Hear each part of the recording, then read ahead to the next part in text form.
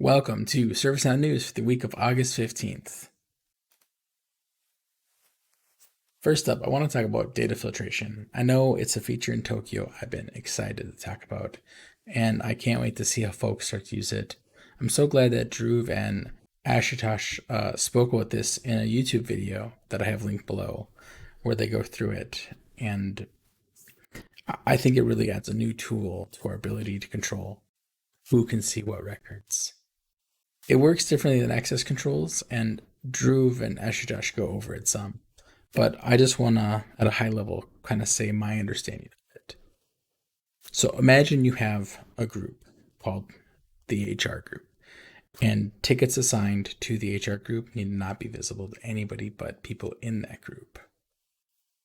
The way that I think that data filtration works, the way that I saw the SQL debugging and the other session debugging, was if you're logged in and you don't meet the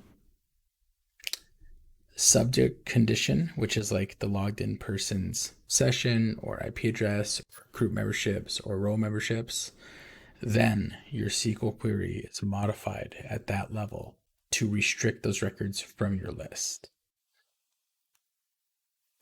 So if you have a bunch of data filtration records, your query will seem really long, but because it's omitting them before the results are returned, it should be really quick. The result, that is, should be faster. If you want to hear more about it, check out their video below, and there's another talk on Tuesday on the Creator Toolbox from the ServiceNow developer group, I think. Next up, Kieran Anson wrote this awesome post about templates and how to measure their usage, which spawned from a conversation on Slack. If you're lessondevs.com and request an invite. But ultimately, if you're not familiar with templates, it's, you go to a record, you can click on the ellipsis or the three dots to show the templates toolbar, and then you can apply a template to a record, or you can create one for your personal use, or you can create one to share with your group, or the administrators of your tool can create one and share it where they need to share it. And you can have it like pre-filled, like this issue is missing this critical information to help us help you, or this issue has been resolved. If you have any questions, feel free to reach back out to me in your own way.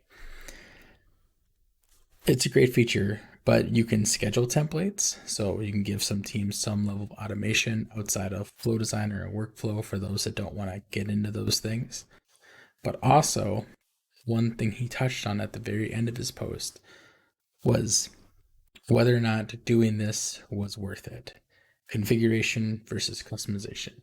And how that's the wrong question, but it should rather be, is this work worth the time and worth the maintenance going forward? Go ahead and give Kieran's post this was helpful if you found this post useful.